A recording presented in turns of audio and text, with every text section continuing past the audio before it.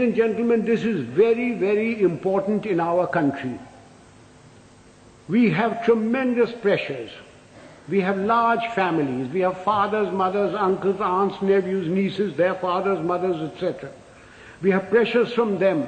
We have pressures from members of parliament. We have pressures from all sorts of people. And we lack the courage to withstand that pressure. This is very important for us in India. And that takes me to the next attribute: moral and physical courage.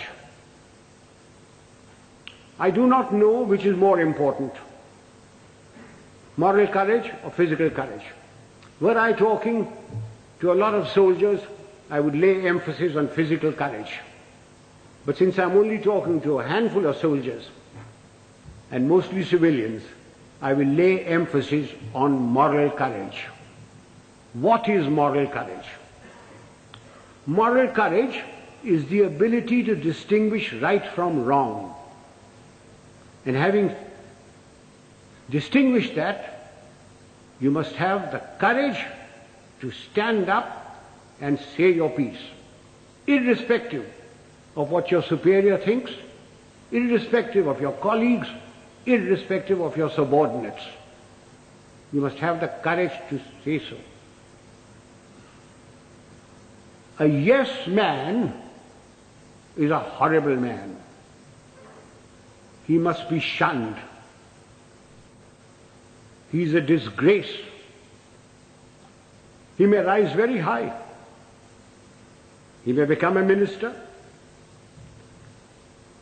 He may become a field marshal. But he will never, never become a leader. He will be used by his superiors. He will be disliked by his colleagues, and his subordinates have no respect for them. Moral courage is essential. Now, since you wanted to know some examples of moral courage from my past, I will give you a little story. In 1970, when General Yahya Khan put all the pressure on East Pakistan as it was then, and refugees started coming to India, there was a cabinet meeting. I remember the date very well, 28th of April. I was summoned. I had a very strong Prime Minister and Mrs. Gandhi, who ranted and raved at me. He said, "What are you doing about it? I've got so many refugees. The Chief Minister of Bengal has just sent me a telegram. The Chief Minister of Tripura has done this. The Chief Minister of Assam is writing that there are more Bengalis there than their own population. What are you doing about it?" And I said, "Nothing. Got nothing to do with me." And she said, "I want you to go in and take action." And I said, "Do you know what that means, Prime Minister?" And she said, "No." I said, "It means war."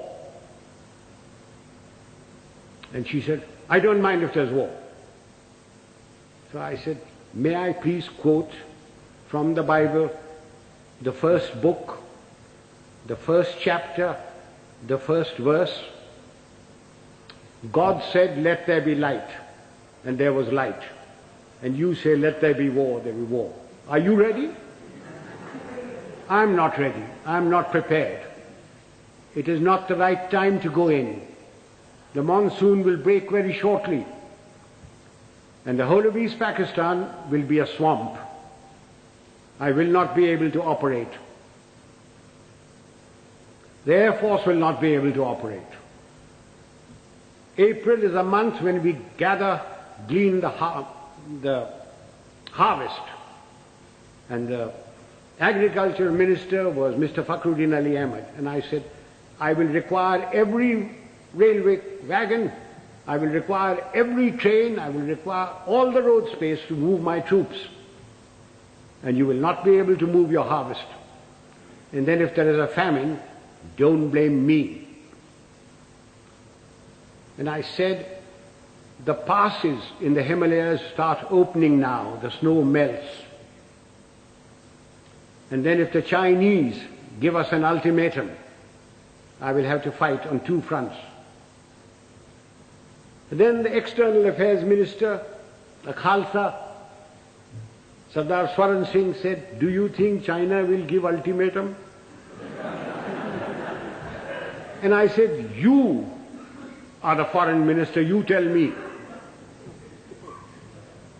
And then my own minister, Jagjeevan Ram, who couldn't call me Sam, who used to call me Sham.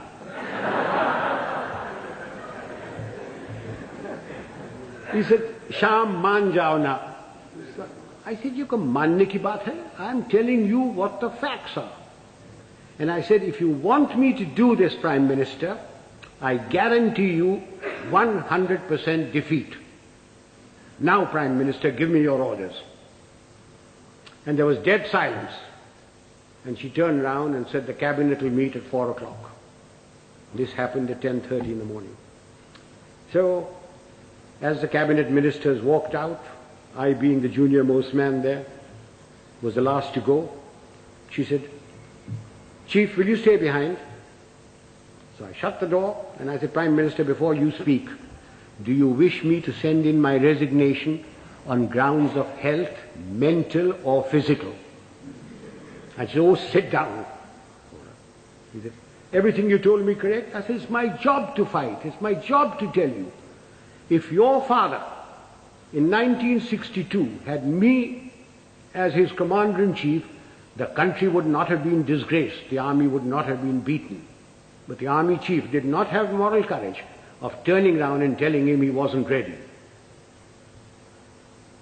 So she said, all right, you know what I want? And I said, yes, I know what you want. And I must be allowed to do it my own way. And she said, all right, you know what I want. So ladies and gentlemen, there's a very thin line between becoming a field marshal and being dismissed.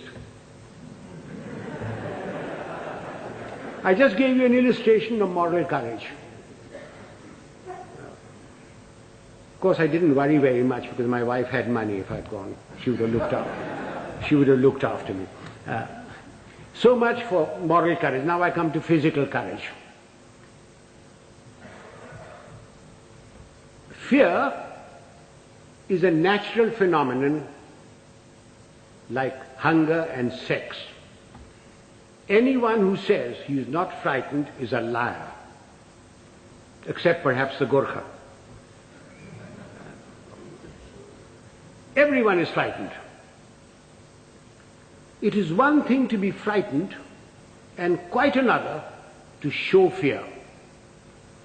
It's when your knees are knocking and your teeth are chattering and you're about to make your own geography.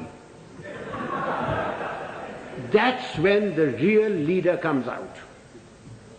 If once you show fear in front of men that you may be commanding, it doesn't matter whether they're soldiers, they're clerks, they're labor, there are students. Once you show fear, you should quit. Now again, General D'Souza said, I must give some examples from my own life. This was in Burma in 1942. I was commanding a Sikh company, big tough chaps, very fond of them. I had a man called Sohan Singh, big man, stood about 6'4".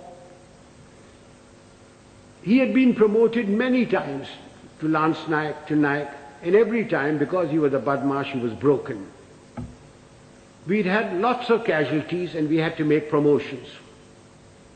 So we had a promotion conference with the commanding officer, and Sohan Singh's name came up, and I said, no use making him, he'll be broken tomorrow. So he was passed over. The conference finished, names were published. I came back to my Basha, where my company was in the jungle, and I found my senior Subedar, Balwant Singh, terribly worried. And he said, Saab, Sohan Singh ko kaid kar diya. I said, क्यों, क्या हुआ? उसने बोला कि आज आपको साहब गोली मारेगा. I said, oh, अच्छा, पेशी होगा. So a stool was put in, a table was put there, and Sohn Singh was marched up in front of me. Sohn Singh was at that time a light machine gunner, and light machine gunners carried pistols, and his pistol was taken away from him. So he was marched up in front of me. The usual charge was read out, and I said, Sohn Singh, क्या बात है? साहब गलती हो गया. So I said, तुमने बोला कि तू हमको गोली मारेगा. So I picked up the pistol, loaded it, walked up to him, handed the pistol to him. I said, तेरा दिल है मारने का, मारो. And he said, नहीं साहब गलती हो गया. So I gave him a tight slap. I said, case dismissed, जाओ भागो. I went off to the mess, had my dinner, came back, and everybody in the company was very worried. And the Subedar Sahab, Balwant Singh said, नहीं साहब आज रात आपको गोली मारेगा. So I shouted out, Sohn Singh किधर है? Sohn Singh came along. I said, Sohn Singh, आज रात मेरा बादशाह पर तुम सेंट्री होगा, और कल सुबह 5 बजे 1 मग्गा चाह और 1 मग्गा गर्म पानी दाढ़ी बनाने के लिए. कोई शक? बेशक, भागो. And I went in there. I was woken up in the morning by Sohn Singh with a mug of tea and a mug of hot water, and he followed me like a lamb throughout the conflict. Now, ladies and gentlemen, if you think I wasn't frightened, you are mistaken. I was terrified. But if I hadn't done that, and put Sohn Singh in the clink or something like that, everybody would have said, देखा हमारा साहब डरता है. Just an example of this. How often during riots and all that, some young sergeant with nothing but a little stick in his hand has walked in and quelled everything by showing courage.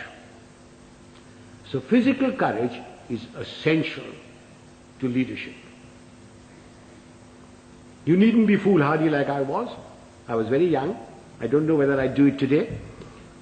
But physical courage is essential.